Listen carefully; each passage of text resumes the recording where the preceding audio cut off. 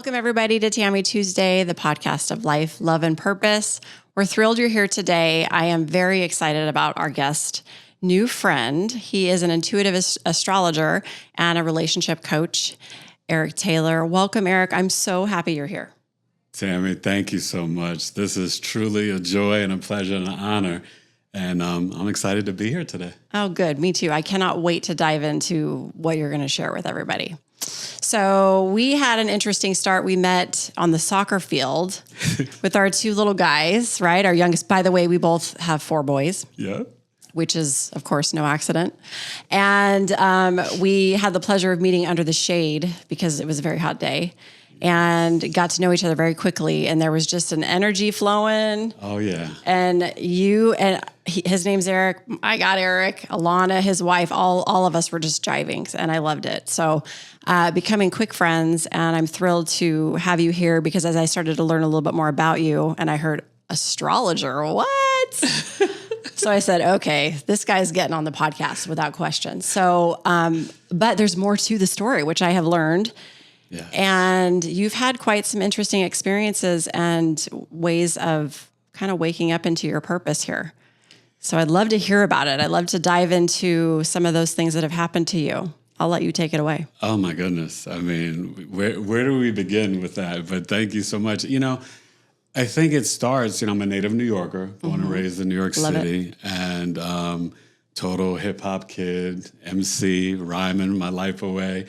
And then I meet my amazing wife later in life. She is amazing. And, we got married and, had an instant family because she had a son already. Mm-hmm. I became the very excited stepfather, got married, and we had our first son together, who's now 15. Right. And, then we just sort of felt that it was time to leave New York. I was teaching up in the Bronx. I was working with multiply severely disabled children. I had been doing television, film, and theater and acting for years. But it was the daily grind, and it was just working everything out. I fell and fractured my ankle, and this is part of the story. Yeah. And then I had a second surgery out here in Arizona. And it was really severe. Like they were like, if you had a clean break, it would have been better, right? Right. And so that happens. We come out here. I go through the second surgery, the rehab, and then there was this magical friend that's mainly in the Western Hemisphere of the United States. Okay. And that's valley fever. Ugh.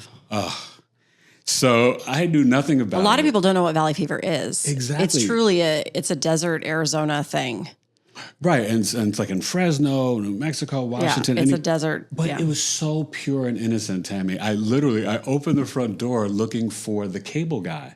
Yeah. Okay. So, and it wasn't him, but there was, those yellow, puffy, cloudy days in Arizona. And so it was one of those. I opened the front door, a gust of wind, hits my mouth and I'm coughing. It was like an invasion. It was like Ghostbusters. Really? Like you recall actually when it happened? Oh, the exact moment. That's so unusual. Well, I closed the door. I tell Alana, I said, babe, I'm coughing. I'm choking. It's I think I'm going to be sick. Oh. So fast forward, I don't tend to do things the easy way. Right. This is a little bit of the Scorpio rising energy for the astrology folks out there, But, I just got sicker and sicker. Basically, it didn't go to my lungs, which is one of the places they always look first, right? It's a main indicator. Mm-hmm. It went to my head and my neck. I was producing mucus every day of my life as if I had the flu. Oh, wow. So you could only imagine. Yeah. And we got married, right? I'm, a little bit taller than average. I'm 5'11". We got married. I was 188. I maxed out at my sickest probably around 2015. I went up to 240 pounds. And it was mostly fluid and mucus that went through the whole lymphatic tract. Oh, my gosh. So it went to all my joints in my body, the knees, the ankles. I had 5 surgeries, 2 on each foot. The arches collapsed. And carpal tunnel in my left wrist. This is all because of valley fever? From valley fever. Oh, and my come to gosh. find out that it actually does kill people. Yeah. So we learned the valley from me being sick. It was terrible. Gosh. Welcome to Arizona. I know, right? And we had Jeez. the twins out here in 2014. 2013. And I got sick while she was pregnant. Okay. And so, you know, or it was a tough time. Right. But fast forward, the healing journey and the process of meeting these amazing healers and acupuncturists and then the naturopathic doctor. How did you come into that here? Come into the Finding natural healers and going the it was holistic through route. a friend and a neighbor, which was like total, like just like us meeting, like spiritual fate. Sure. My good friend from elementary school lives in the exact same community that we moved to in Arizona, actually put an offer in on our house. You're kidding and then, me. Yeah. And so like when we connected, and I hadn't seen him since 6th grade. His sister and I went to high school in New York, but him and I, we just, you know, he went to a different high school and we just kind of drifted apart. Sure. But we were friends on Facebook, but you know how like on Facebook. Oh, you yeah. know, Yeah. And I'm like, oh, when I get to Arizona, I'll see if, you know, Gavin's around, whatever. And he was literally in your neighborhood. In the same community. So that's wild. He texted me the address crazy. because we both were looking at a muralist that we had found from some store, and she was way too expensive. Neither one of us wound up using her, but so it was hilarious. You're like, thanks, but no. Yeah, but she's like, do you know Eric Taylor? And yada, yada. Anyway, he sends me a text. He's giving me the address. We're driving back in, and I'm laughing because we're like, he doesn't know we live in the same community. Right. I pull up to his house, and we're just like rhyming to each other. My wife is cracking up. His wife's cracking up because we're like saying some like old school EPMD rhymes to each other. and we just like start hugging. It was just like, and then, you know, he's got 3 kids, 2 boys, 2 girls and a boy, and then similar ages, and it was just like family again. Wow. So his wife had recommended me to an acupuncturist that led us to the naturopath. Cool. Yada, yada, yada. Yeah. It was, Okay. you That know. makes sense. So Talk about fate, like you said. That's awesome. Love it. it was really magical. But through the process of being so severely sick and Western medicine Right. kind of failing me because they didn't see it in the lungs. So then it was like, oh, you're fine. It's like, no, I'm not fine. You're like, it's everywhere. It's everywhere. Body aches. And then the It almost orthopedic. reminds me of Lyme.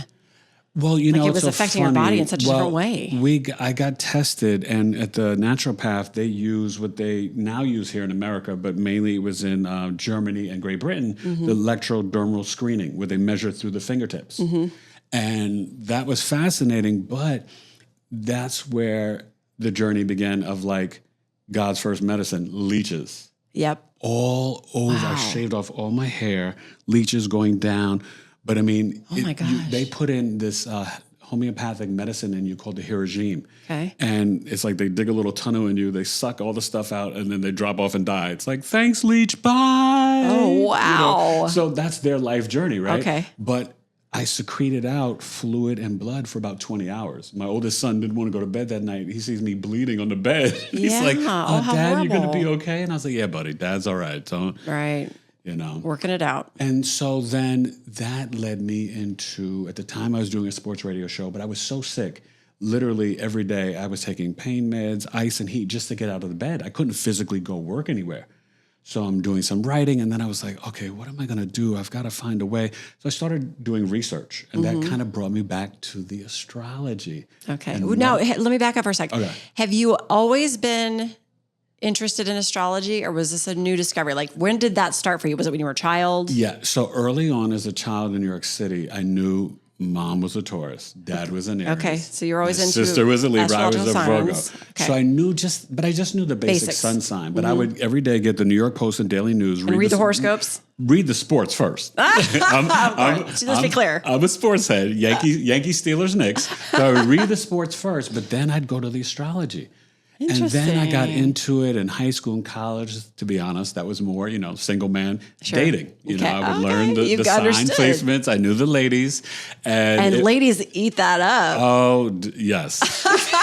I don't want to elaborate You sound like too Eric. much. You sound like Eric, my Eric. Yeah, I don't He want was to always into elaborate that. too much. I could get in trouble. Right, But hear ya. yes, no. So I knew every sign, and I just knew the energies literally like the back of my hand. Okay. And it was fascinating. It was just innate. Like it was totally intuitive from the beginning. Well, yes, but at the same time, being a native New Yorker, I always describe it like every street corner is a little mini movie. Oh, You know yeah. what I mean? Oh, it's, yeah. it's like it Yeah. really is. And so for me as an actor, and then, then when I got into the acting from like 94 to like 04 in New York, really hardcore 94 to 2001, you're on sets and actors talk about literally, honestly, everything, every subject in the world. Oh, yeah. Like, actors, like, people think that they're like dumb. Like, no, we talk about everything on a set. What kind of acting were you doing? So I mainly did television film, but I did theater. And I was in a play and got my picture in the, we got reviewed, got a nice review. I was in the New York Times. Cool. So we had like a 2-month run. It was called Small Potatoes. Really fascinating. And then I decided to pick up the pen. I've always been a writer. Okay. So I wrote my own play. And I set attendance records at a small theater for new playwrights. They said about 65 people, but this will get you on the spiritual side. When I wrote it, it was called The First Supper, a lighthearted spiritual sci-fi that takes place in 2027 with 6 men and 6 women that find themselves in a position where they have to start the world all over again. And they are stuck. I wrote this in 98. They're stuck in a home in a black hailstorm as they awaken in Arizona. Stop. I swear to God. In Arizona, this was way before Arizona really for you even existed. Listen, I never thought of living in Arizona in my life. Gosh. Yes. Okay, this is cool. Yeah. I love it. I wrote that in 1998, The First Supper. And the play, I had one night 74 people, another night 75. The people were like, this is amazing, and da-da-da. So we set attendance records. It was great. And then I wrote a film in 2004. My buddies and I, it was independent. They just got some money together. They come to me like, E. Taylor, we need you. You got to write the script.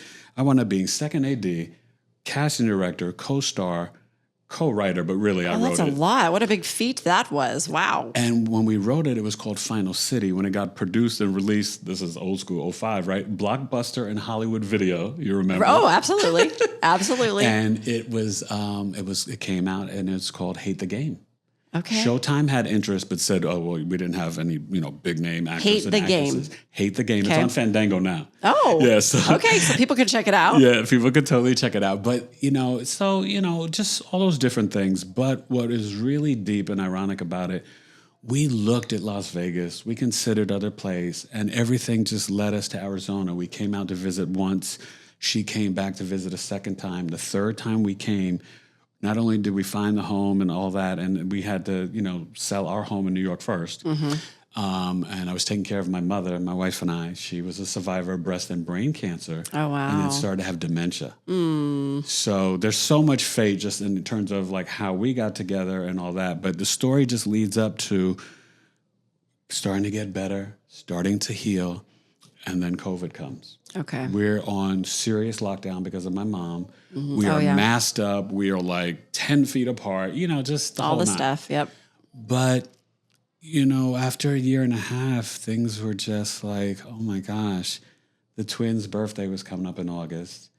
And I wasn't really, too happy about it, but they wanted a party and, my wife was gung-ho about it. And then boom, we go forward and the party introduced somebody who was not so considerate or respectful, and maybe just to be fair, a little unaware. Yeah. And they had COVID, but it was the Delta. Because we initially, you remember when they said, "Oh, it's not here yet." Well, we got it. It went through our house the first time in January of 2020. Okay, so you were the early. We were early, and we learned that it was COVID only because of my mom. She actually had to be intubated, but just for like 2 days. Oh, and the doctor asked the interesting question. They're like, "Has your mother ever had heart issues?" And I was like, "No."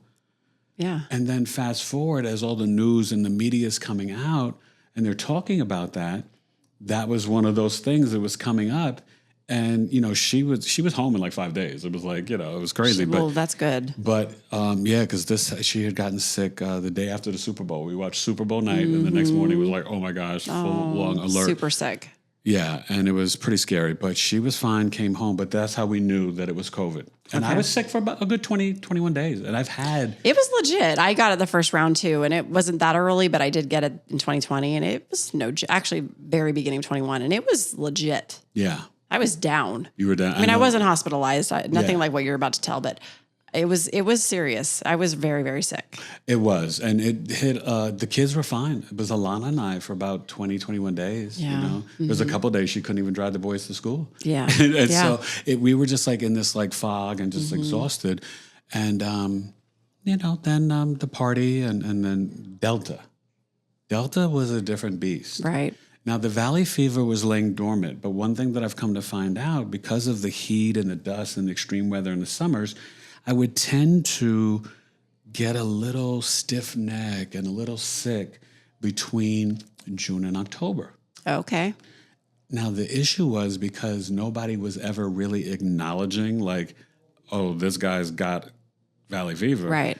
I could never get a consistent dose of the diflucanazole, the antifungal medicine. And that's what they give you for that. Yes. Yes. Now, when I went to the naturopath, I did the leeches, but also garlic IVs. Okay. I mean, I kind of lost like a lot of my savings just doing the garlic IVs were like $187 a pop. I was doing it twice a week. Was it helping? It did. Okay. It did. But the diflucanazole. But come to find out, we were reading everything on the Mayo Clinic website. Things get basically, it's like 65% of the cases are either or not diagnosed at all. Okay. Misdiagnosis. I even saw in the news one time a woman, they removed her colon. I was like, oh my gosh. That's what I'm saying. This reminds me of Lyme because it's almost like it shows up differently for people. And if they misdiagnose it, then But you're because kind it of stuck. wasn't in the lungs. Right. And this is the key.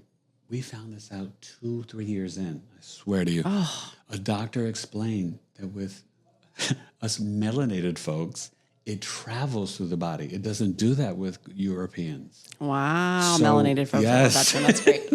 So it travels through the body. Right. And it was just like, oh, let's go to this guy's knees and his ankle and let's hit those big Barney Rubble flat feet. Yeah. My father gave me a great gift, which is good until about 30, right? As an athlete growing up, I played every sport and I was super talented and athletic. That's where my Jackson got it from dad. Yeah. But after 30, loose ligaments and flat feet, that's like a death sentence. Yeah. I got arthritis all over. I mean, so the party happens. My wife started feeling sick first, then me, and then it spreads out. Now, to show you the fog and the malaise of COVID, right? This is kind of wild because her oxygen level was 93, 92. What's a normal level? 98 to 100. Okay. Right? But if you get to 88, they tell you to go to the ER. So my mother on August 27th got to 88. We called 911. You know, they don't come in the house. It was just like, oh, that's the Jeremy house, you know, so we had to go wheel her outside, all the stuff. She went in August 27th. Now, meanwhile, to show you how like Looney Tunes we were, right? Right. We're checking it. Alana's varying 94, 91, 92. For me, 79. Did you feel like that was happening? Like, were you? So I remember I did a video for my YouTube channel talking about astrology, just letting my group, my audience, and my clients know, like, hey, I'm a little under the weather. Say some prayers for me. I got COVID. I'll be doing the Virgo birth chart sale in about a week or two. See you guys soon. I'll be right back. Say your prayers. Give me a minute. Yeah. Right. Give me a minute. And boy. So More than a minute. August 29th. Little bit after the morning, may have been an afternoon. I said, babe, we checked it. The oxygen at this point maybe had been like 58. Oh. We called 911. I should have gone in August 27th with my mother. Yeah. We called 911. They come to the house, you know, outside. Mr. Taylor, your oxygen's at 56. How are you standing and talking? Right, yeah. And I'm like, and in my head, you're like, I'm special. Well, that too. I was like, in my head, I'm thinking Ben Stiller, strong like bull, you know? I'm just like, exactly. Totally like, you know, I'm just like, you know, well, I don't know. But I didn't know. I just was being me. Right. Being dad, being husband, being Eric. So they, you know, they're, you know, checking everything. They're like getting ready to put me in the EMS. Alana and the kids are outside. The boys start crying. Alana's distraught. She's sick, so she's kind of lethargic anyway, too. Yeah. The boys are doing decently, but they, you know, starting to get a little, just but feeling crummy. Yeah. As they're putting me in the EMS, no lie, I said, boys, please don't cry. I said, Daddy's going to be okay. This is August 29th. I said to them, I'll see you in October. Okay, what happened? What was that about? I don't know. Did you hear that? It just came out of your mouth. Literally, like you could literally see the movie scene. And as they're closing the doors, I say this, and Alana's like slow motion, like, no. Oh my God. Yeah. The boys are crying, and I just said, Oh my I'll see you in gosh. October. They drive me off. I get to the hospital. Now, COVID, oh, God bless us as human beings. It was very tension, everybody was on high tension. Yes. I got verbally assaulted in the ER room Why? because I wasn't vaccinated. Oh, got it. Mm-hmm. Yes. Yep. And I mean, the ER doc went in on me like as if I had, Violated. shot her mother. Yes, and I was know, dealing crack, and like it was All terrible. that. Yep. That was very real. It was really, and I looked at her because it was almost like she was foaming at the mouth. You know what it felt like? It was not even her. It was like a spirit in her. Like she was just a demon. Yeah. And I just was so calm, and I'm thinking like, are you going to just take care of me? Yeah. I need help here. So let's move past this. And then I just said, well, I have different health issues. But she's like, I bet you're going to tell she like assumed. Oh, she so was much. attacking you. She was like, I bet you're going to tell your friends to take it. I'm like, what? Most of my friends did take it. Like, what are you talking about? You don't know me. You know? And so, okay. So, so I get admitted. They immediately, because I asked, I was down the hall from my mom. So they wheel me down to my mother. Wow. I go see my mom. How was she doing? She was doing way better than me. Okay. I kissed her hand. How long had she been in the hospital at this point? Just the 2 days, 27th to the 29th, Got it. Okay. right? Mm-hmm. And so I kissed her. So she was about to go home. No. Okay. Because what happened was they wanted the caregiver, Alana, to be better. Oh, yeah, She still was dealing with COVID. That's right. They wanted to send her home September 5th. And I said, I don't think she's ready. I was telling them, are you sure? But she wasn't. When I went to go see her, I kissed her hand and I'm like telling her. And my mom at this point was just kind of whispering. Mm-hmm. But we spoke Cheryl, like we spoke my mom's language, right? and Alana was so good. Cheryl, like, that's cute. Yeah, we just were like, yeah. And so it was really weird because the way she looked at me. And I looked at her and I kissed her hand. I said, you're going to be okay. And she kind of was like, what's going on? And she seemed a little like perturbed because she wasn't like seeing us. She had been in the hospital and ventilated and all this stuff a myriad of times at this point. I literally like saved her life. Oh, and then of course for me, she's been through it. She had already been through it. Oh, her whole life. Yeah. Her whole life. My mother we could do a whole episode on my mom. Like it's a whole nother journey. But so when I kind of left her, then each day I would just see her on the iPad in the hospital, and I'm like talking to the doctors. How delusional I was, I asked Alana to bring my computer to the hospital. I thought I was going to work on a recent client's birthday. I had a client just book with me on like the 28th. So, I got work to do. I'm such a professional, and I'm a Capricorn moon, so I'm a workaholic. So I was just like, oh my God, I got to get this chart done. I'm freaking sick to death that I'm worried about. So they brought the computer, which was a big mistake. Do you know, I didn't even think about it. The x-rays in the hospital, they kind of messed up the electromagnetic energy, I guess, messed up the computer, and I wound up losing screenplays, monologues, documents that I wrote. Like, oh no. Yes. It like kind of wiped my computer. It was terrible. Oh, that's awful. We'll get back to that. So I'm in my room. Each day, I'm getting sicker and sicker. Now, mind you, as soon as I got there, I told them about the valley fever and that you can't have steroids with valley fever. They don't play well together. It activates it. And like I said, it had been dormant. And for some reason, show you how God and Source works. Yeah.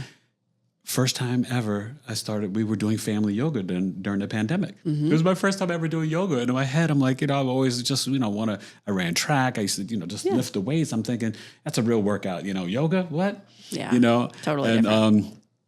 I was blown away. The core workout. Yoga, I was like, it's a workout. Physical yoga is no joke when you really do it. And then we were doing it as a family with the boys, and it was so sweet. It was so cute. And they, it was great. Anyway. So and then I don't know why, but I was like working out like extra hard, like every day. Yeah. It was almost like I knew something was coming and I was preparing, even though I didn't, but you know what I mean? Yeah. Like, Sure. Something was happening. Unconsciously or in the subconscious mind. So I was like feeling good. And because it was the summer, maybe a little stiff neck, but I just felt great. So I would say that the valley fever was laying dormant at that time. That's how it seemed to you, yeah. They were more concerned about their protocols. They put me on steroids, but I didn't know this. They never told me. What? They denied me of the monoclonal antibodies. Didn't have a legit reason. Wow. Then they... Just because it wasn't showing up how they wanted it to show up, so they couldn't prove it or whatever. God only knows. Right. But what's wild is that they were monitoring me, and we didn't find this out till later on, as they were trying to cover up their lies. But basically, I was running off of like a quarter of one lung. Like they were just each day. No wonder you had no oxygen. Each day they were just watching me get worse. Now, meanwhile, my roommate, after I had awakened and transferred to another hospital at St. Joseph's, I was at Scottsdale Shea. Yeah, they not good to be there. I have my own experience there, but I can anyway, only imagine. But so the way that things were playing out, it didn't make sense because, like I said, the roommate, they induced him into a coma. Right, which was happening in those days Yes, because people to were intubated relax, to allow so they them- could breathe. Yes, that was very common when the COVID thing was hitting hard. Yeah, you're Totally, right. to allow them to heal and rest. Yes. They didn't offer me doodly squat. Nada, nunca, nothing. Wow. Nothing. Now, my wife, she wouldn't, like me talking about this or whatever, but the reality is, to be honest, September 5th and September 6th, I had fantasy football drafts. Oh God. I did. You're such a man. I did. I tell people, don't get fooled with this spiritual woohoo astrology stuff. like, I'm still a man in a human man body. Yeah. I'm half Cro-Magnon. Exactly. Don't get it twisted. I'll tap your jaw. But so I did my fantasy football drafts. And by the way, both those leagues, I freaking Did pretty good? I made the playoffs. Now my friend, he did monitor the teams for me, but he didn't do any trading. It was just the roster I drafted. And, if there was a bye week, he would just put a guy in. But I Right. made the playoffs in both of them. Still, hey. So I drafted well, even on my almost deathbed. Right. So now this is fascinating. They were putting, I don't know what to call it. It was like this full head mask. And they would put it over your neck and head and go over. And they were imploring, like begging me, Mr. Taylor, this will keep you alive. This will get you out of the hospital. You got to put it on. So let's say September 1st or 2nd, I tried it for the first time. Okay. I did it for whatever. What was the material of it? It was thick. It was like a gas Did it make it hard mask. to breathe? It made it like Sounds like you you'd be felt like suffocating. you were power. Yeah, but they were saying that it did something. I Okay. still to You're this like, day, what? I've never heard Yeah. of it. I haven't researched. That's why I I'm don't- asking. I don't know what that is. I don't know what it is either, but they were telling me Okay. that this will make me better. So the first time I did it, the first night, I was okay. I tried it a second time and I got like claustrophobic. I was like, get this thing off me. Right. Within 20 minutes. I couldn't do it. Now, September 6th, after my draft, I called my wife and I said, baby, I'm really tired. I told her about the draft. She's like, what are you doing? Why are you doing? Of course, yeah. Wait. I have to tell you, I think it was the 5th. They allowed her to come into the hospital to visit my mother. Okay. So she did, because my mother with the dementia and nonverbal. And she was her legal caregiver, right? Well, I was. Right. Okay. But I yeah, was. obviously And she's second in command for that. Okay, got it. But we didn't have the medical power of attorney. So that will come up Right. in a little bit. But Yeah. so, my wife, being the amazing wife that she is, she snuck down to see me. Yeah, of These course she people- did. Well, that's a scary time. Well, but Of course she Tammy, wanted to. but you would have thought that she was up in there with I know. like a terrorist. Like she came with guns with blazing. grenades, Right. right? And she's just going to see her husband literally 25 feet away from my mom down to me, like a little turn around the hallway. So what happened? And so they come into the room. You can't be in here. Da, da, da. She's like, I'm just checking on my husband. He's visually impaired. You guys haven't been giving him this, that, or whatever. I just want to make sure he's okay. I brought him some food. She brought me some flour child. Nice. I was so happy. And so, but when she they were like, you got 3 minutes. Like it was, when she left, in my head, I was like, are they going to arrest my wife? It was It was that forceful. serious. Yeah. Like they had multiple security guards. Oh my gosh. And this wasn't, I swear to you, it wasn't even the heart of the pandemic, right? Right. September of 2021. Right. The hospital wasn't even that full. It was like Yeah. a ghost town, to be honest with you. And I didn't understand.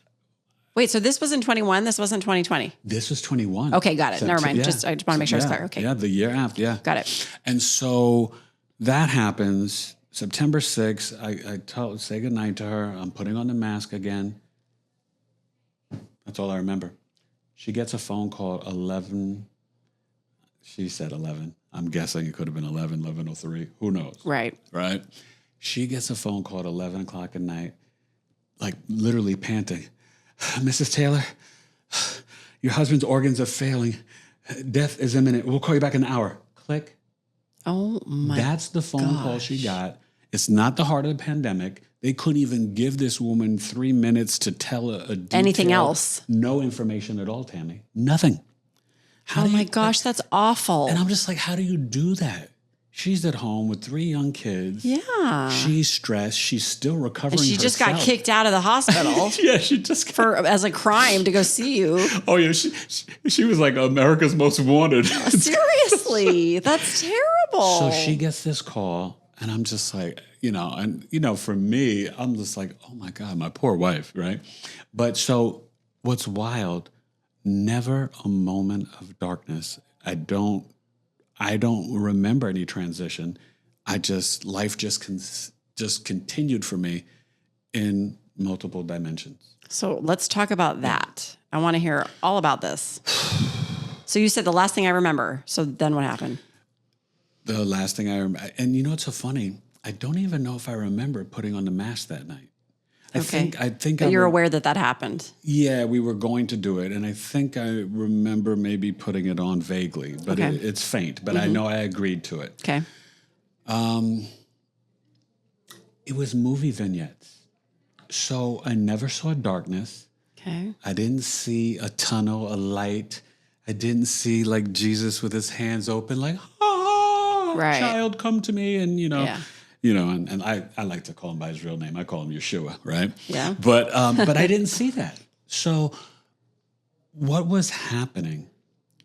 I was basically seeing myself in the hospital, right? You were out of your body seeing yourself. Seeing myself in the hospital and being tormented. So I think one of the first major scenes or vignettes that I remembered was Alana being in the hospital with me, and then, talking to different doctors and seeing different things. But what was wild, everything was pretty negative except for one of the first memories. Now, mind you, my birthday is right after the 6th. My wife and my friends made an audio recording of like friends, family, everything, like team. Eric's friends stepped up and showed out. And I explained that to my boys, and I said, that was my calling card, because I've never done another human wrong in my life. And so people just extended the love. She didn't have to cook one meal. She got gift cards that led up to after my 85-day stay in the hospital that she still had when I came home from people sending, and my just pouring into good you. buddies had set up stuff on Facebook, and people are inherently good. I'm telling you. I believe that. I do too. I really, in my heart of hearts, I hate to say it, like I'm the optimistic pessimist. But yeah. I believe the good nature of people, and it showed up. But I think that you need to pour into people. Yeah. And I think I've had a life of, to be honest with you, I was a relationship coach at like 11, 12 years old. I was giving advice to my friends and my girlfriends, and like, oh, don't date him, and she's not this. That's I was funny. always you already doing knew, this. Yeah. So the way that it kind of played out was that Alana was cheating on me. She had a boy. She had 2 men. Like, wow. I was like, it was, but it wasn't just that. It was like, I felt this energy that I was not only being tormented, but that pretty much everyone was trying to kill me. Wow. But back to the positive thing real quick. So they made the audio recording, everybody wishing me happy birthday. So don't you know, in a coma, I had the dream birthday party that I guess I always wanted. It was a black tie affair. I'm in a tuxedo. I got You're having ice. all these scenes are happening. Like, they're very real. All in a coma. But it was weird because every aspect of life kindergarten, elementary, junior high, high school, college, friends from acting, friends in Arizona. Everybody was there at this party wishing me happy birthday. I walked into this ballroom. Wow. And I'm looking and I'm like, oh, this is cool. You're like, everyone's here. I'm like, this is how I should be turning. But I was before my 51st birthday. So I was like, this is what I should have for my 50th birthday. But I showed up and I was like, yeah. And I'm like pointing and smiling at everybody. And this is because remember, she couldn't get to the hospital until September 20th. They wouldn't allow her to see me live and in person. So it was all through FaceTime. Yeah. Mm-hmm. And so they played the audio for me, the happy birthday. And then Alana told me one time. But you were totally unconscious at this time. I mean, you were in a coma. Cold. Yeah. I was out cold. But this was a positive moment that like got a little nervous and scary for my wife and the kids. So being the hip hop head that I am, they were playing like De La Soul and Boogie Down Productions and A Tribe Called Quest, all my favorite songs and groups. Yeah. And, this is over FaceTime. And literally, my wife said it was hilarious. And they were so excited. The kids were cheering. I started dancing in a coma. Stop. In a coma. I was like, and I was like bopping Alana said I was like bopping my head and sorry, just like boom, boom, boom. And like, you were there. I was like, yeah. So you were experiencing this. But then the doctor was like, stop. She's like, what? My blood pressure started to get really high. And then she got scared. She was like thinking, oh my God, am I killing my husband? They're like, no. This is a good sign, Mrs. Taylor. Yeah. Because you're now responding we to know something. He's in there. Right. But throughout the experience, Alana said, and mind you, she was so close to the hospital before I got transferred to St. Joseph's, which is like almost an hour away. Yeah. She was there. She was doing 2-a-days, right? She would come in the morning, then come back, make lunch for the kids, take care of them. They're doing like online school at the time, and then come back in the evenings. But, visiting times to about 7 or 8 p.m., depending on the hospital. Yeah. But so she was doing the 2-a-days. And they were just like amazed. And she was telling me the story. She was like, she was grooming me and like trimming me. And like she was loving on you. She was loving on me. And they were just like in awe. Like everybody was like, oh my God, like this is the best wife ever. Yeah. Now, meanwhile, in a coma land with Eric, there's 2 boyfriends. And what was hard for me is that like one of the boyfriends was hitting her.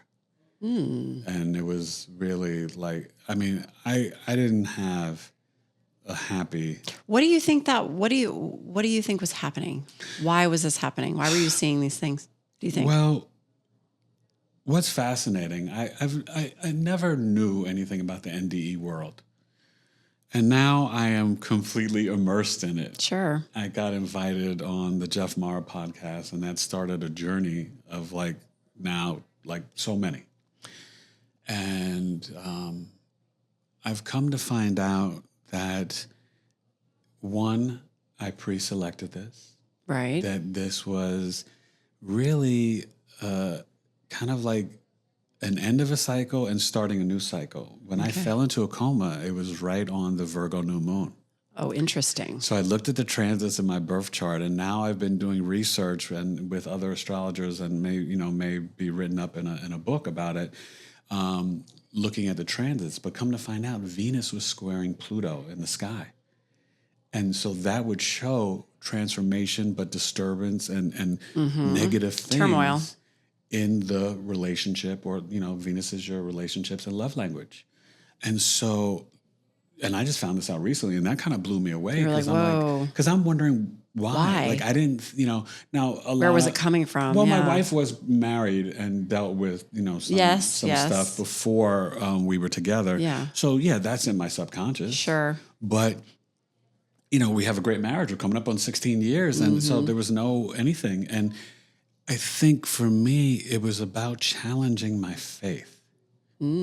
That's what I've come to understand. And that I have a lot of, so in astrology, when you have a lot of Scorpio placements, and I have quite a few, I'm all Virgo Scorpio, you're here to break generational curses. And I am the black sheep of my family, and I am the one who's always been unique and different and just, trying new things. And, and I equated also, I'm a 1-3 generator in human design. Like all these different things all lead to defining Eric's kind of different. Right. And that's cool. But even growing up in elementary school, I was different. I was very mature as a child. I never was a follower. I would challenge the bullies. There was no bullying on my watch. Right. There was a new kid that came to school in 4th grade. This kid was like trying to push him at the water fountain. I'm like, no, don't do that. We're not doing that. Mm-hmm. We'd pick captains for the football team, and I'd be like, no, it's Michael's turn. You had 2 turns this week. Michael and Willie need a turn. Right. Like I was always about the fairness and you were the advocate. What's right for the group, the collective. Right. You know? So what was fascinating though, is I went through spiritual tests. So one time. Let me stop for a second. Okay. Before this experience that you're going to tell me more about, were you aware of your spiritual nature? Were you like you said, when you were a kid, like, was this something that you've had your whole life that you were aware of that you having it? Or were you just living your life thinking that's just who you were? I've always known that I was different because my life is a movie. My father was murdered when I was 6 years old. And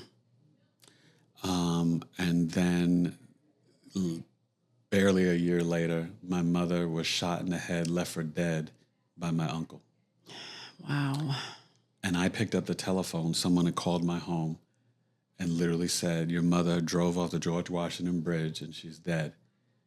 The babysitter at the time, like kind of picked up the phone and I kind of hung it up and that person just hung up.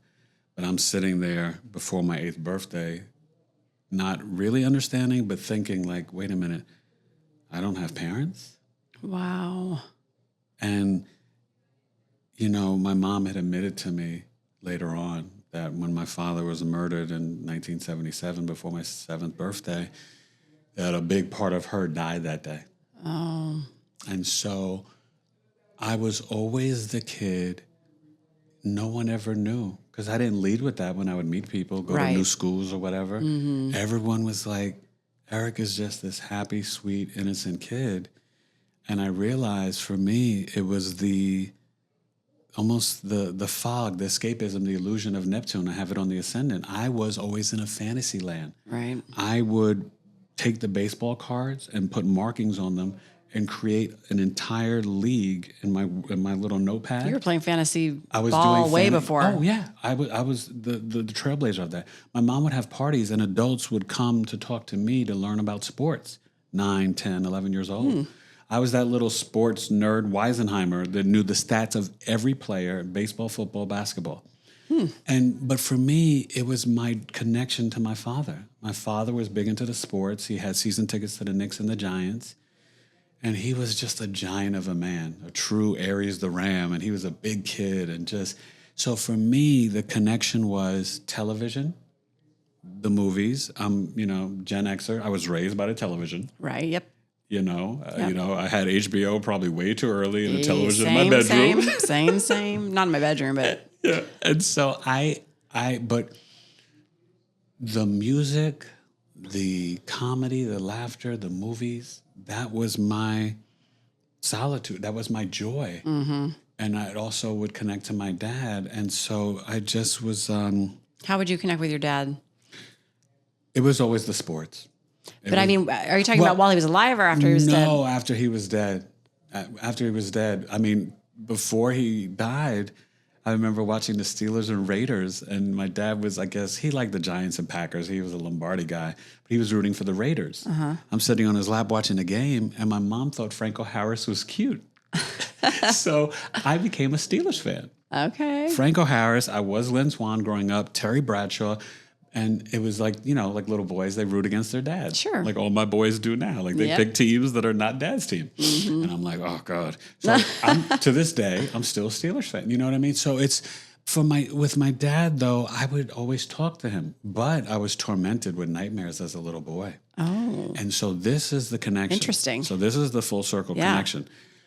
I would have these dreams that, I was basically in the back of a car. Or no, I was in my classroom and I would go to reach for a book in the library. And when I would go to grab the book, it would turn into me being like driven away in the back of like a black car or a limousine. And in the front was 2 people and they would like open the little like shade thing and look back at me. And they would just like, they were like demons. It was like Satan, the devil. Like they were. These were the nightmares you had as a child. Every almost like every night, and I would go run and go to sleep with my mom, and I mean, I was tormented. But then 2 times in my life, one of them I don't need to get into. It doesn't matter. But I noticed that same spirit and energy when I was out cold in a coma. So tell me about that. That's what you think was bringing this stuff in? It's negative energy? Yeah, I just think that I felt like I was being spiritually tested. You know, the 2 boyfriends, faith, like you said. My wife being, questioning my faith, but also my loyalty. I'm a very loyal person. And so even though my wife was doing all this, I didn't stop loving her, even in a coma. And then in the vignettes, there was times when I'd be in my house and there were different people, like one of my wife's friends and my niece, and these strange people in the house, her 2 boyfriends there, and then their kids. And then my kids were being disobedient and they were being mistreated. And then my house had like a dungeon, like a basement. You know, which is very rare in Arizona, right? We had a dungeon in Arizona. We lived in Arcadia. We had a bomb shelter. We called it the dungeon. Oh my God. No joke. So it is rare, but we did have one. Right. So that's and funny we had looked at a home like that, but we didn't, get that. So we didn't have a basement. And we had a basement in New York. But so down there, it was like this whole evil, demonic, like it was like a sex club or something. It was, wow. It was I mean, and all of this is definitely Vita square Pluto. No, but it was torturous, and it was terrible.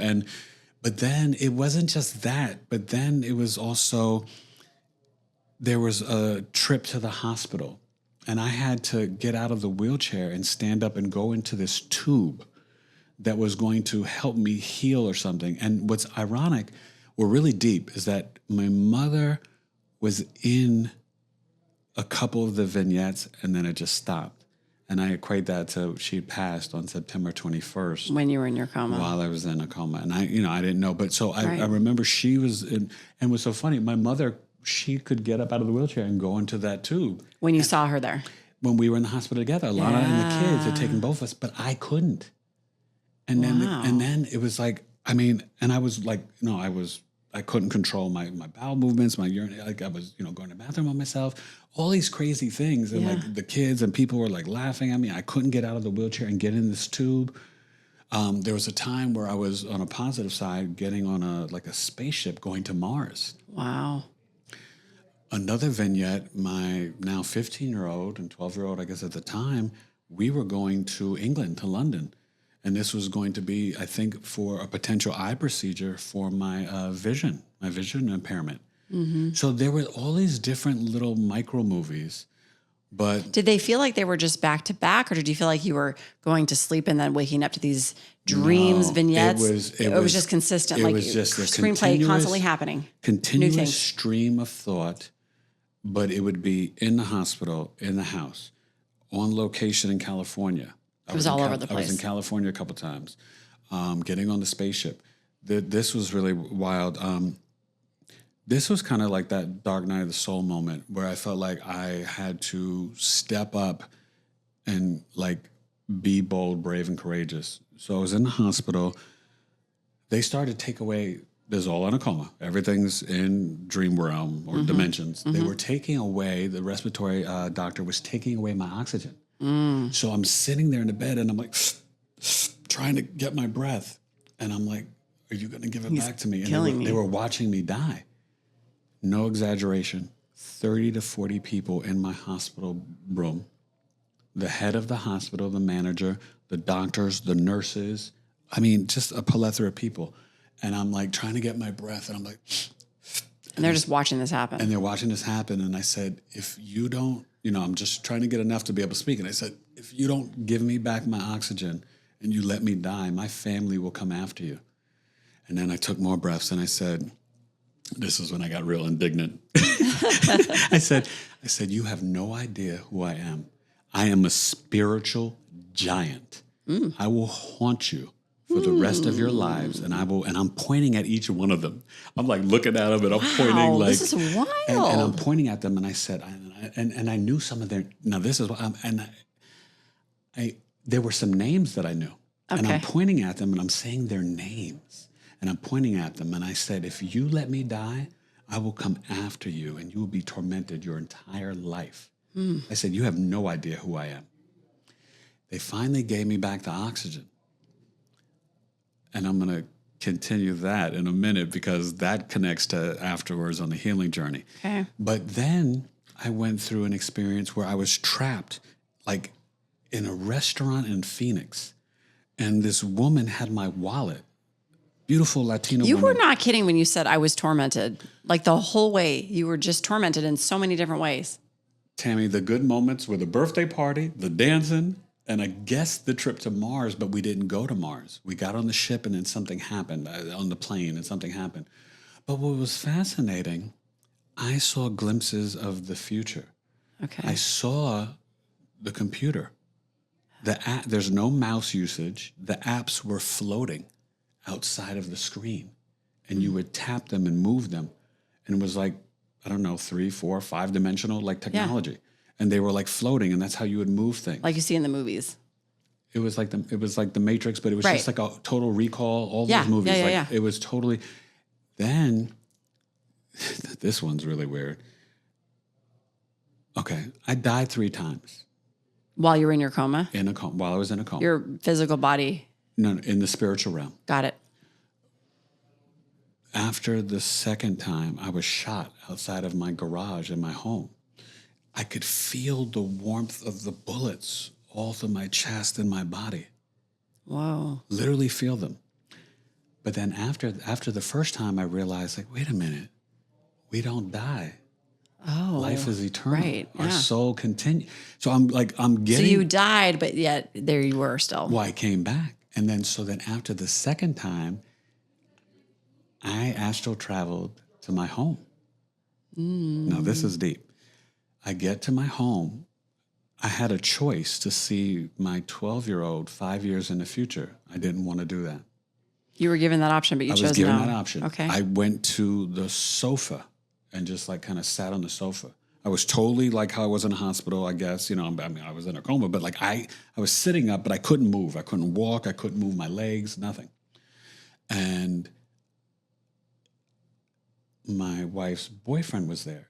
It was almost like he was an evil spiritual guy. Like he was always kind of by my side. Right. He even tried to steal my, in the hospital one time, he even tried to steal my ID and put his name on my ID. Yeah, I mean, it was that detailed. Okay. So when I'm at the house, though, the same kid, my little soccer star Jackson, the spiritual guy, he sees me. He comes over to me on the sofa. He's in 4K technology, comes over and gives me a hug, and then kind of walks off. I see Alana with a friend and kind of business associate. She was wrapping up and closing out one business before she started her new current business, right? All still organic and body vegan skincare, right? Mm-hmm. And so she was with her, our friend, and they're talking. They're like going to the backyard. They're at the dining room table, and I see them, and I'm trying to get their attention, but they can't see me. Okay.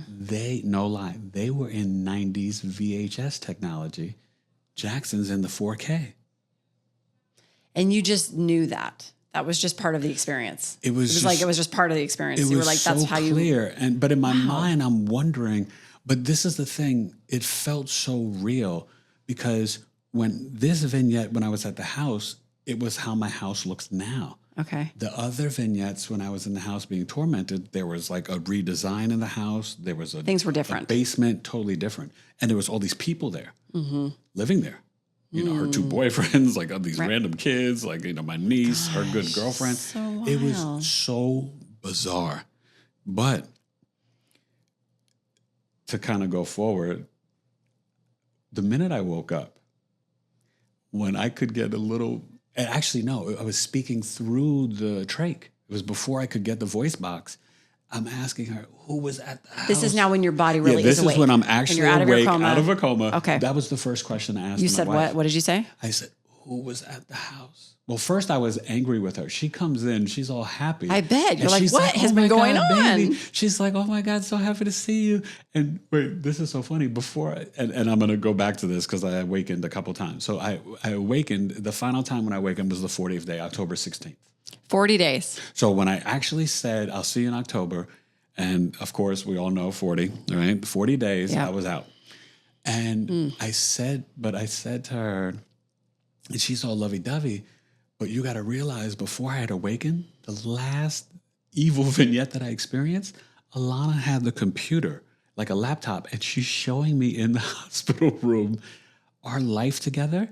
But then she's showing me her life with her new boyfriend on the computer screen. Oh my gosh. And she was working out a situation where she was going to take the older kid to Atlanta with her to do acting. He's an actor and do movies and television. And that I was going to be with the twins and she would come back every other week to visit me just until I got out of the wheelchair and got myself together. That was the last vignette you saw. That was the last vignette. But you know what? And she played that. But you know what I said to her? I said, I know you don't know what you're doing. And I don't understand this, but I love you. And I'm going to wait for you. And you're going to come back to me. And I told her that. I said, I love you so much that I just know we're going to be back together. Why? And I just couldn't understand. Why are you doing this? You still chose love, even though you were seeing And it was a these younger things. man, too. So, you know, I was hot. I was hot. It was a younger guy. So I was like, get out of here with that. You know? I was like, come on now. I was like, dang, go on. You know, he was younger. And so it was just, I mean, Tammy, I was devastated. Yeah, I bet. You know what I mean? Like our love story is like a movie in itself. So for me, I was devastated. So she's all happy to see me. I'm like, kind of like, get out of here. Like you were just trying to kill me and you were cheating on me. Right. Because to me, it was real. It felt very real, well, I'm no, sure. it was so real Yeah. that I didn't trust her when I first woke up. Wow. It took me a while. How long did it take you to realize that this truly was just what you were being shown in coma? Did you feel like you were being shown what was actually happening while you were in coma? Yeah. Spiritually? Like, I thought, look over here, what's actually happening while you're sleeping. Did you think that's what was going on? Tammy, I thought that she was totally cheating on me. Oh, that's awful. I believed it. And I believed that she was going to leave me. And let me tell you this. So okay. So I asked her who was at the house and she's like, oh, nobody. And, my wife's She's a like, you're awake. I just want to talk to you. She's like, she's not even thinking about it. And, and I'm very specific. I'm just like, who was at the house? She's like, I don't know. Nobody. Well, so-and-so came by with the kids and they got in the pool. And then I had to be more direct. I was like, and I Who just was said, the guy or guys? No, the girl, her friend. It was Okay. a woman. And I said, and I don't want to say her name, but I was just like, was so-and-so at the house? And she paused. She's like, oh, yeah. We were doing some stuff for the business. And I said, and then she looked at me. She goes, how did you know that? And I said, I was at the house. I saw it. I saw it. I was there. And she stopped and she looked and she's like, Jackson told me he saw you at the house. And Jackson said, Daddy's going to come home and he's going to be okay. Oh my gosh. So he saw I'm me, covered in goosebumps. and I saw him. And he even told his mom, yeah, he saw me. Isn't Oh that my gosh. crazy? So that was the one true real thing that you can recall Yes. that happened in your experience. Totally.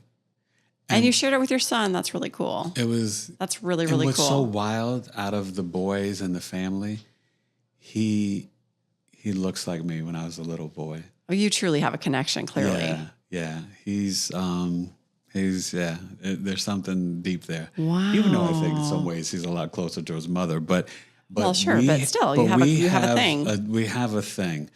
Now, what's so crazy, and this is even hard to explain, there were these times in the hospital where I felt like I was being tested or challenged, like physically.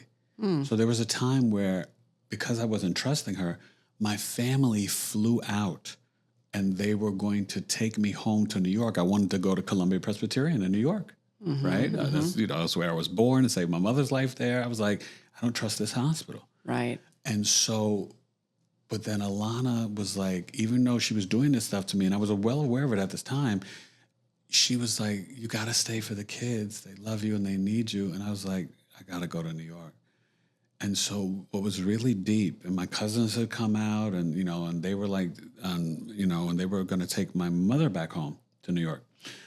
I didn't get on the plane, but then there was a second time where from my hospital bed, they took the whole bed, all the wires, and me hooked up. I was on the plane going back to New York. And I was connected to like my good friend and then my cousin who's like, she's also Pisces. She's like a sister to me. And there were times where they were coming to the hospital out there in Arizona to visit me, but the nurses would not open up the door. So I'm yelling from my bed.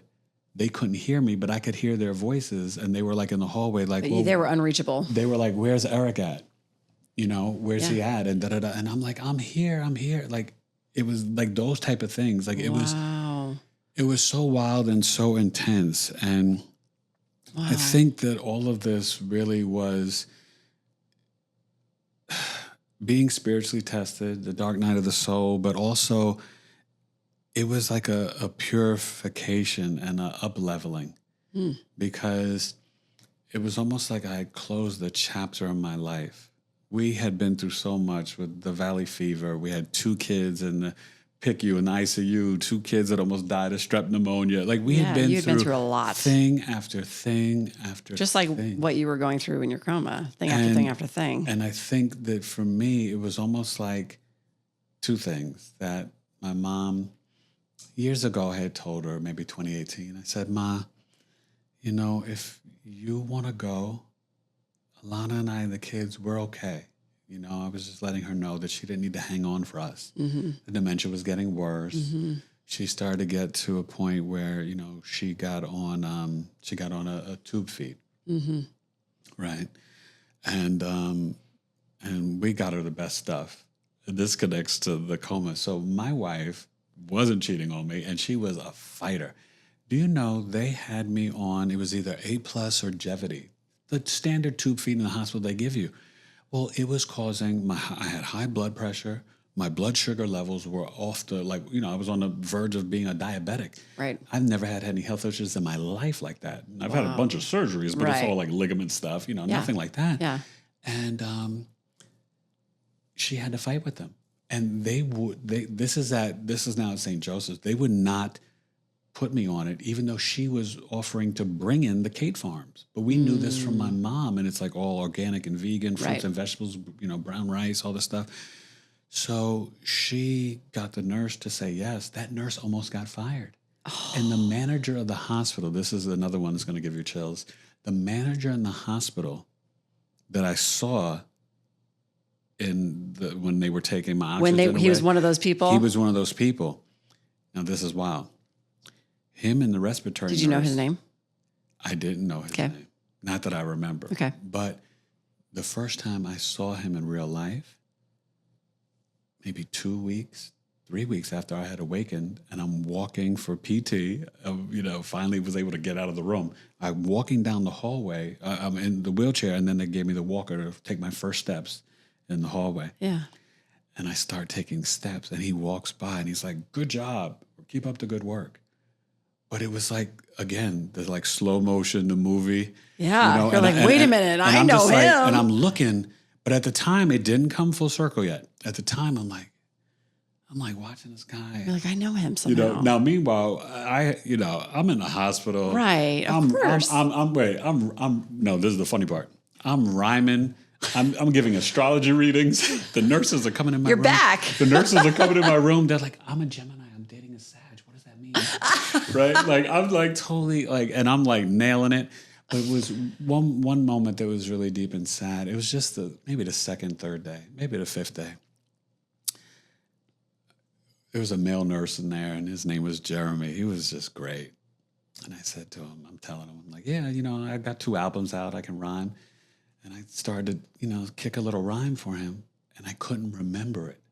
And I literally started to tear up. Yeah. And he's like, no, Mr. Taylor, you need time to heal. You just woke up. Your brain, you're going to get it back. Give yourself time. And so like 4 or 5 days later, I was like, I sleep in the hallway. I'm like, "Jeremy, come here."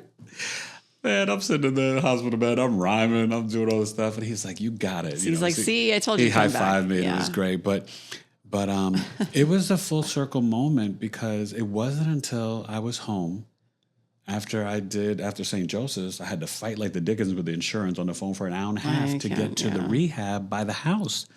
Yeah. This place was amazing. 14 days, 4 therapies a day.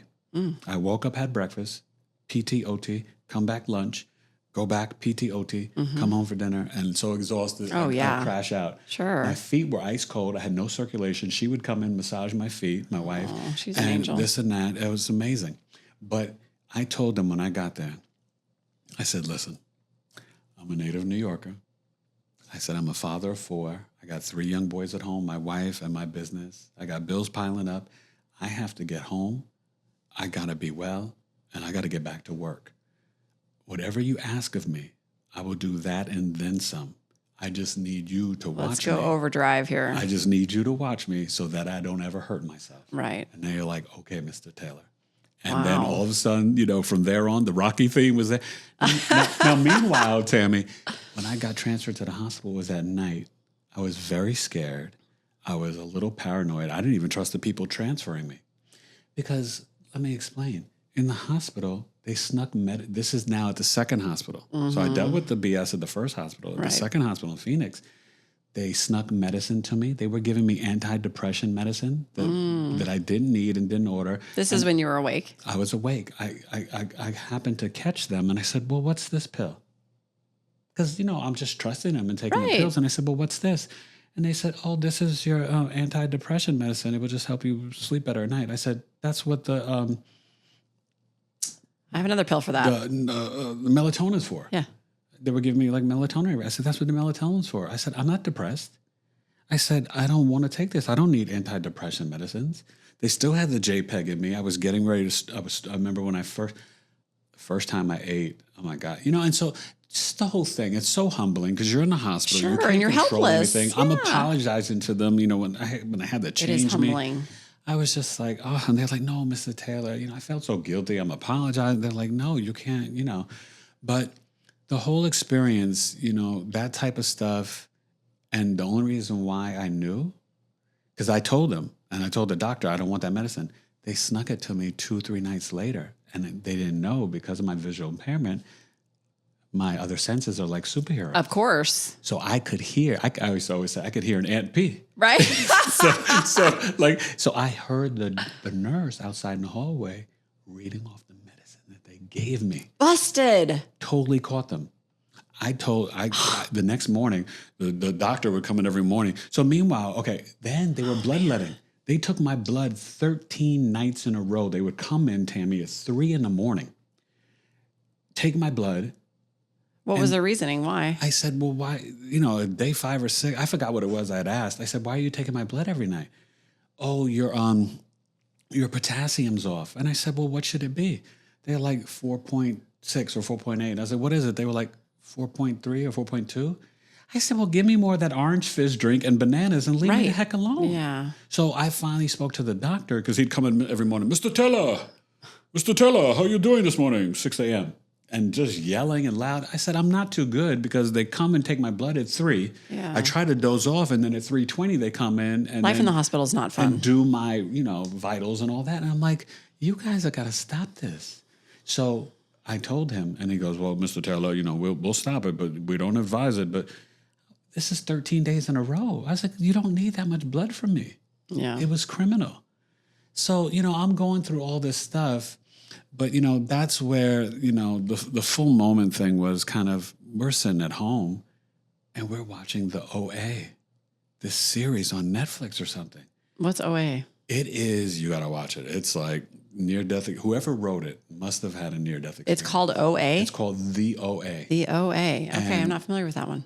It's this doctor who he was kidnapping people, making them, taking them to the point of dying. And then he would watch them die. He's got them studied and monitoring them and then bring them back to life. Reminds me of the movie Flatliners. Yeah, something like that. Exactly. Remember the Flatliners? Yep. Yeah. So we're watching it. And one night when we're watching it, full circle moment, the head of the hospital, I realized. You remembered who he was. I said, oh my God. The guy that walked by you when you were. I said, babe, I saw him in a coma. And the respiratory nurse. He was in one of your visions. He was in the room when I was yelling at them to give me back my oxygen, and so was the respiratory nurse. And don't you know, the respiratory nurse, she never worked with me. They rotate, so I would have different respiratory doctors. Yeah. But she always worked with my neighbor. Oh. But I would see her in Yeah. the room. Yeah. And one time she came and like cleared out my throat, but like, and so. But you saw her. But it wasn't until I came home. But I kind of remembered her when I was still in the hospital. But him, not till I was at home watching the It was like, OA. there it is. I was like, I saw him. Yeah. And I'm coming to understand that really, you probably, in your NDE, you leave your body. And so you're outside of your body in another dimension or realm. And so you can literally see yourself. Yep. So that's why I thought, this will make you laugh, Alana was at the hospital so much, I thought she got a job there when I was in a coma. I thought she was working there. Right. I told her that. I was like, oh, you were working at the hospital? She was like, no. She's like, but, no. But because I'm out of my Yes. body, so it kind of makes sense. I'm out of my body and I'm seeing it. Right. So all these things are adding up, and I realize now, with all the stuff and the doctors and the cover-ups and they were covering up and the lies, they told me that they gave me the diflucanazole, like when they started giving me the steroids, like August 30th or 29th when I first got there. That's a lie. Alana met the doctor and he was, and to show you how God works, Alana was like, he must have just been an angel. He was a traveling doctor who was Eastern European. And he looked at my chart and was like, this guy's got valley fever. Let's get him on a diflucanazole drip. That's the most diflucanazole I've ever had in my life. And it totally cleared it out while I was in a coma. So is that all gone now? I think so. But so this is the thing. One doctor said you should take the pills your entire life. And then two other doctors like, well, it's not in your blood. It's not there. But they could never find it in my blood. Right. And they're like, oh, you don't need it anymore.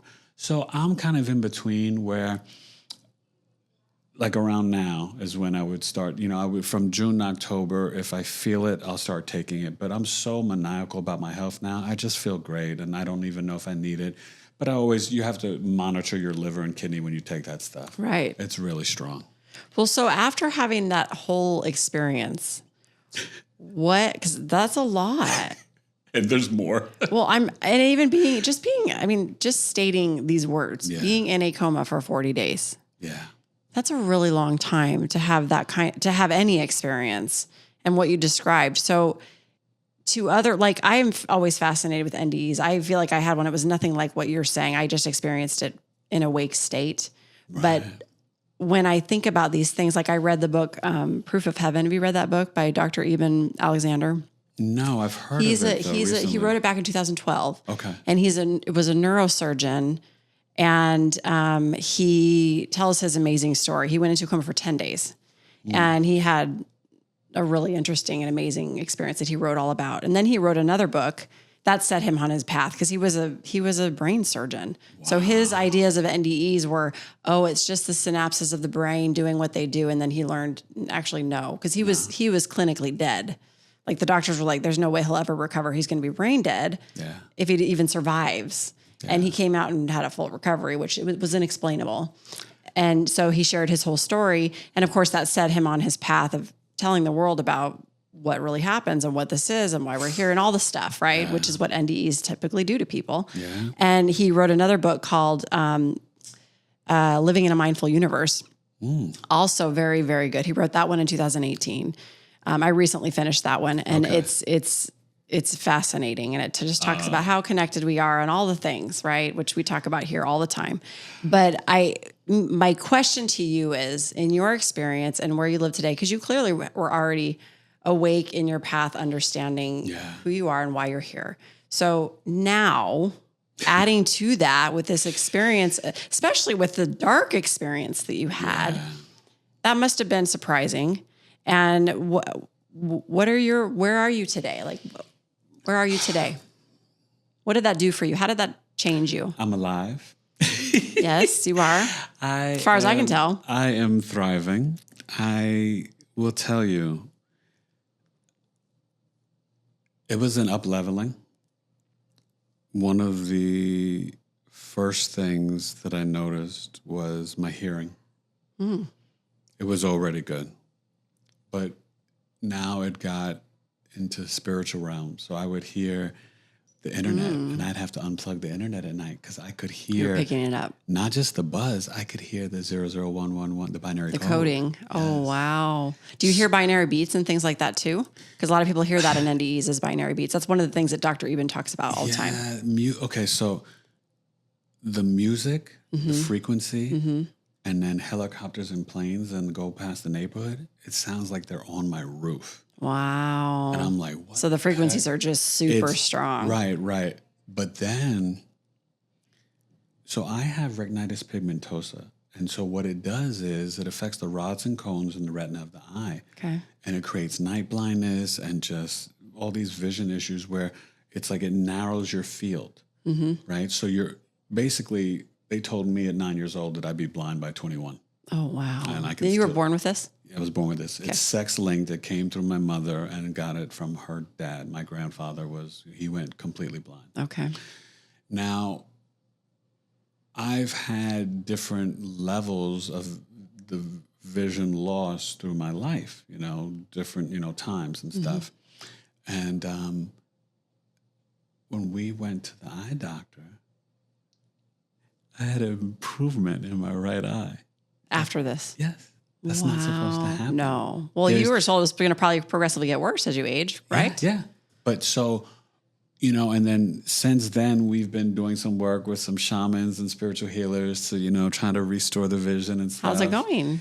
I had another slight improvement in the right eye, but it's slow. Sure. But I'm also trying to connect to my spirit guides and my higher self and doing some past life regression stuff and different things with different people in the quantum field to, see about everything's possible. Everything. Restore it, my wife wants me to, hike Mount Everest with her and, or at least just hike in Arizona. And, I love it. And all these things. But, those type of things are really, there's no scientific proof that could happen. Nobody with RP gets vision improvement. It just gets worse. So that's a miracle in itself. Sure. Being mentally myself and better is a miracle because I didn't tell you because there were so many times where I was just nothing. Right. So I told you the music and the party, but there was times where I was like weeks, just nothing. 40 days is forever. That's a long time. So one time they talked to Alana. And they said they were going to strip away some medicine. You'll start seeing some flickering, maybe a finger move, nothing. So they did a CAT scan of the brain. They were concerned. That came back normal. Maybe another 6 days go by. I didn't leave Scottsdale till October 10th. Okay. And they did that. And then they said, Mrs. Taylor, we're going to take off more medicine. Oh, don't worry. He's going to start to move. And, you'll see him start to awaken. They were taking off everything, Tammy. They were like, he's got nothing. I wasn't moving. They did an MRI of the brain. They were really concerned. She was concerned. It was fine. And I said to her, because I was down there taking care of business. That's right. You were up leveling. And so you were up leveling. I got to tell you this, though. So to finish the being trapped in Phoenix and the woman going through my wallet, I'm sitting on this seat. And it was like a white light underneath me. There were tiki torches and fire, and it was really weird and dark, and like it wasn't like a regular restaurant. And this was in the back of the restaurant. Okay. And the wall, like it was just pure evil. That's the only thing that my soul and my spirit can remember. And I'm sitting there, and I literally, to get out of there, I just said, God, Jesus, Mom, Alana, and the names of my 4 boys, kept repeating it. God, Jesus, Alana. And I said it and said it and said it. And then I got out of there. So you need to read Proof of Heaven because that's part of the experience he had too. Because he calls it, what did he call it? The earthworm. He felt like he was in the depths and he was stuck there. And it was the second he ignited his relationship and experience with, I think it was Jesus. Yeah. I don't know if it was God or Jesus. I think it was Jesus. Well, I don't remember. I call God and Jesus. I was like, and he then was no longer in that experience, and his experience completely changed from that on out. And he was out for 10 days, but it was in the very beginning, which is where he went. He was in this depth of this place, and he couldn't figure it out and how to get. He was like stuck in the mud. literally. Wow. No, And then I as will soon have as to that check started, so it's out. funny that you're saying those, Yeah. those how you were just chanting names and Yeah. you were just calling, and those vibrations are what lifted you out and got you out of there. But I went through spiritual tests, right? Now, for me, I'm a native New Yorker. I love everybody, professional actor. But they had a spiritual test where they wanted me to color, like rainbow color my locks, cut off one side.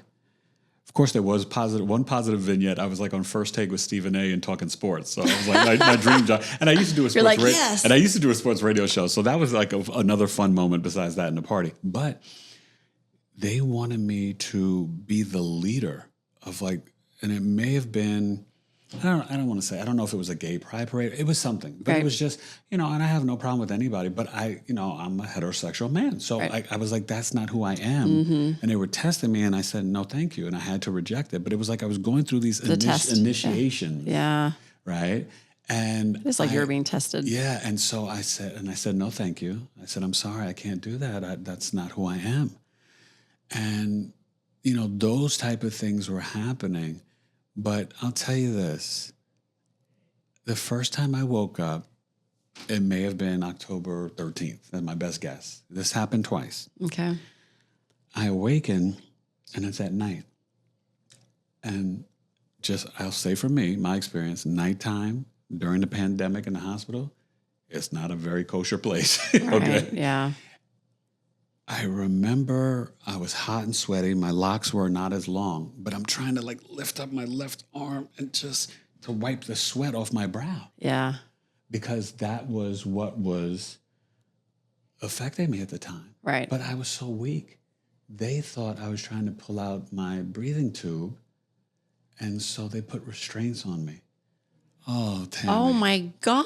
restrained me, and I'm just like, turn on the lights and just look at me. Just pat my head. I couldn't talk. I couldn't communicate. I didn't have my glasses. I couldn't see. The room is so dark, and it was just like the room was black, and you see the light in the hallway. Yeah. So I'm just like looking to the light, like, Carol-Ann, come help me, And Yeah. so I man. and they came in, put the restraints on me, and in my anger and frustration, all I could do was go back to coma land. Yeah. I just went back to sleep. And then it must have been 2 days later. It happened again at night. I woke up and something similar. And they thought I was trying to. And they restrained you again? They restrained me again. And then you went back in. Didn't they say, well, maybe we shouldn't do that? They didn't care. They put the restraints on me again. And I remember who did it to me. Were they intentionally keeping you in a coma? Or was this just you doing what you were doing? This was the first time, I believe, on the 13th that I had awakened. When I first got there, October 10th, Alana didn't come with me, and I was sent there at night. I later on met the nurse who was on duty that night. She walks by my bed weeks later after I awakened, maybe 2 weeks, and she stopped in the room. She's like, "Are you Eric Taylor?" And I was like, "Yes." And she's like, "Oh my God, it's so good to see you." And I said, "It's so good to be seen."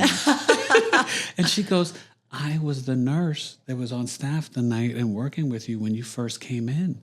Oh. She said, "You were not here."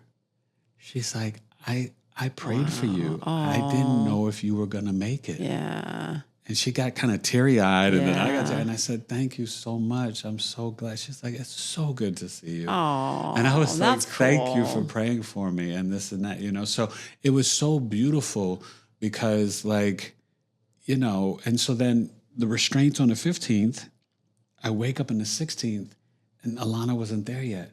This nurse comes in, Tammy, and it was like, it's like the stereotypical, like there's like the wind blowing machine that you see the singers in the hair. Like I think of like Beyonce or Celine Dion. And this nurse comes in and she's like, she's like, "Oh my God, who did this to you?" She's like the angel that walked and the in. tears coming down my eyes. She's like, "Oh my God." She took the restraints on me. She goes, "Who?" She's like, "I'm so sorry. Let me get this off of you."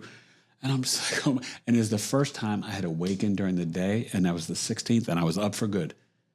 And it was like I was done.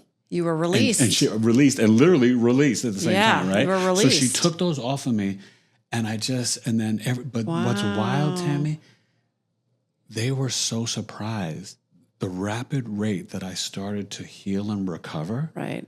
they were blown away. They're like, Mr. Taylor, you're doing great. My numbers, this, that. They took this tube off. They gave me the speaking box. And then I would tell the nurse at night, I would say, the respiratory nurse, because they would take off my voice box at night. And I would say to them, I said, do me a favor, before you leave the shift at 6 a.m., I said, can you come in and give me back my voice box so I could talk to the morning nurse for my breakfast and change or whatever? Because in that transition time, nobody would come to me for like 2 hours. I had no voice. You're like, and I she need to be wasn't there heard. yet. Yeah. So I was just like, all right. And then, and I'm a talker. Yeah. So, and I was like, I've got to be able to advocate for myself and say what I need. So I was like, I would be, and they were like, okay, Mr. Taylor. But I was like, don't forget. Don't forget. Because one night they forgot and I would just like, please don't forget. Like I needed that voice because that was what was so challenging. I mean, just to get whatever I needed. And I felt, the whole thing was just, but what an experience. The last thing I just got to tell you was my wife comes into the room. So let's say it was the 16th. It may have been maybe the 21st, 22nd. She wanted me to get stronger. And all that I experienced, Tammy, and then she comes into the room. She comes in with the hospital chaplain. Oh. And I'm like, oh, my God, she's going to ask me for the divorce. Oh. That's what I was thinking. My heart just dropped. I'm like nervous. I'm sitting up in the hospital bed, and I'm just like, I'm getting shaky. Here it comes. Because I knew that, like, what else could it be? You were convinced, yeah. Right? I knew my mom was fine and alive. I thought my mother was in New York with my sister. I'm like, everything's fine. Like, what? She's coming for the divorce. The chaplain's there, and she goes, babe, well, you were in coma on September 21st.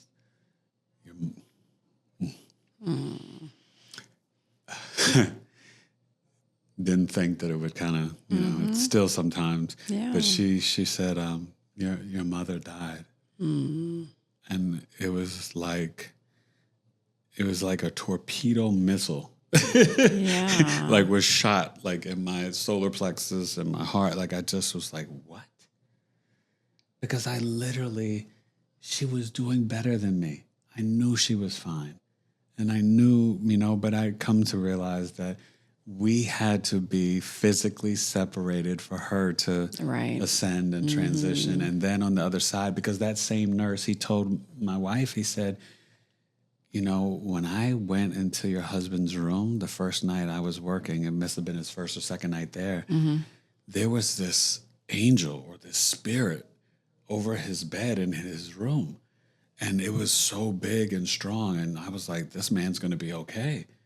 And then she said to him, that was probably his mom. Yeah. His mom just passed on the 21st. Oh, my gosh. And he was like, whoa. And so when she told me that, I was just like. That's amazing. Yeah. So, she was fighting for me on the other side. Yeah. She was like, my time is done here. My mom made it to 80. Wow. And she survived being shot in the head. The doctor got famous. This is 78. And she had bullet fragments in her brain, a mesh screen. The doctor got famous because nobody had it. She just took 1 year off sabbatical from teaching and went back to teach for she taught a total of like 35 years, 5th grade in Harlem. Wow. She's a tough cookie. Like you said, she's a fighter. So that, brain cancer, falling down. Just a myriad of things. So that's my story, and I'm sticking to it. That's amazing. I am blown away because you just don't know what people go through and especially when they have experiences like this. And I'm grateful to you for sharing that story. And that was the first time I'd heard it. And thank you for sharing it and being so candid and open and helping people understand what's possible and seeing it for what it is for yourself. Well, it's a calling. I've always been a true humanitarian, and I take that very serious with being a professional intuitive astrologer because my gifts have increased in that. So when I'm reading your chart now, I will literally. Do you know anything about astrology? Oh, yeah. Okay, so like I've had my chart read before. Okay, so I will literally get downloads. I used to always get downloads at night because I have Uranus in the 12th house. So I would see my clients' charts in my dreams. So that was always like a special gift that I had. And I've always had dreams. I've dreamt about 9/11 2 years before it happened. Wow. I've dreamt about my wife years before I met her. I knew that I was marrying a light-skinned black woman that began with the letter A. That came to me in a dream. I love it. I get a lot of visions before they happen too. Yeah. I can relate. And so, it's a cool gift. But now, when I'm reading your chart, either before or during the session, I will get glimpses of your planetary placements in action, and I'll get like a little movie scene of you playing out that energy. Wow. So let's say if you have like, Venus in the 5th house, like I'll see you like, oh, wow, Tammy played the flute or violin when she was 14 and she was really good. Like I'll get the flash and see it. That's cool. And it's like, these are the types of things. And I just like, it's very humbling. I don't play with terms. Everybody nowadays, oh, I'm a psychic, I'm a medium. I'm like, no. I'm spiritually guided. I'm intuitive, and I get insight. Things come to me the way they come to me. They just come to me. But I don't, I'm not one of those people like, oh, I don't, because I know like, real, like, I saw your episode with Alison Dubois and I'm like, oh, that's a psychic medium. Like, you know what I mean? And so for me, I just look at it like, I know that if you come to me and I read your chart, you're going to be 10x better. And I'm going to guide you through the map of your life, help you reprogram your subconscious mind, heal your childhood wounds, and just become the best version of yourself and send you on your destined path. And that's all that I want for the collective, and just to get people to vibrate from their heart chakra and be the best versions of themselves. That's all there is. That's all there needs to be. You're right. And it's So how do people find you? What's the best way for people to engage to get your beautiful gifts? I am, my nickname that I had since I was a young boy, 7 years old, playing basketball. I was too short and I had a big mouth and I could barely reach the hoop. The whole season I made one basket and they named me the nickname Big E. I love After it. Elvin Hayes, who, was a famous basketball player. So that became my name, Big E Astrology. So you can reach me at bigeastrology.com as the website. Okay. My email is bigeastrology@gmail.com. You can find me on X, IG, and even got on the TikTok, even though I can't stand that thing. I got on there. I'm not doing any dances, so I'm not popular there, but I still did it. But it's Well, you also have your own podcast. I do have my own podcast, which I would love to have you as a guest. I'd be honored. I would love it. It's called Knowledge is Love Astrology Podcast. Love it. And I'm just doing God's work. So Biggie Astrology, and just I don't bite. They can email me, ask me questions, but I have a myriad of services. I do business birth charts, natal charts. I do real deep spiritual soul work with people. And relationship coaching. And relationship coaching. Yeah, because I did the work and the same time my wife was doing the work.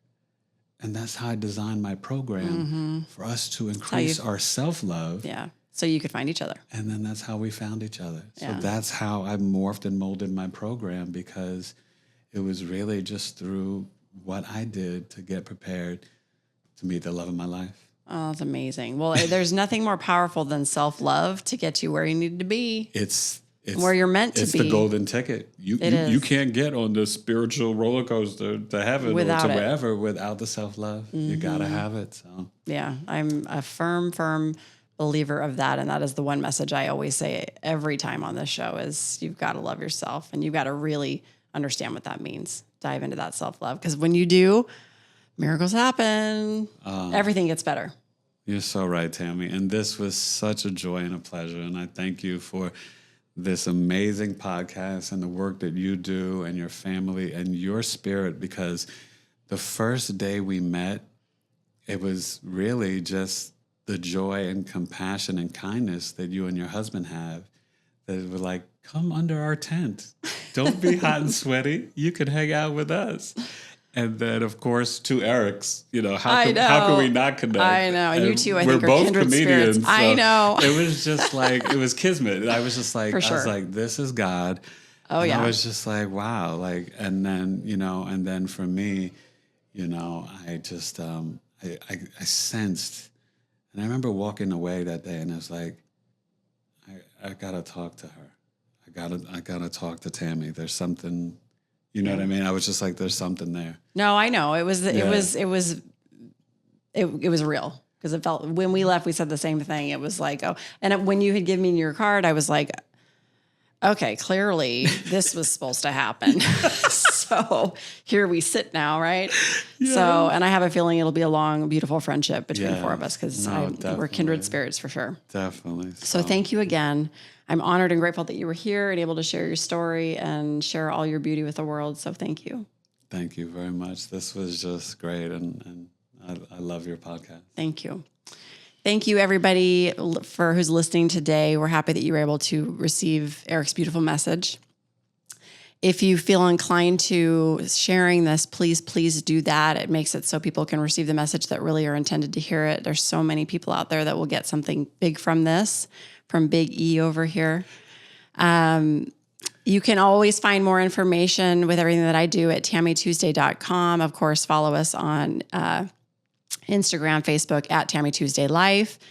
Please comment, share, subscribe, all the things, so we can get this out there to people so they can become more educated and understanding and experience the beauty of the things that we're talking about. Always sending all of you with lots of love and light. And remember, life, love, and purpose, it all begins with you. Peace out.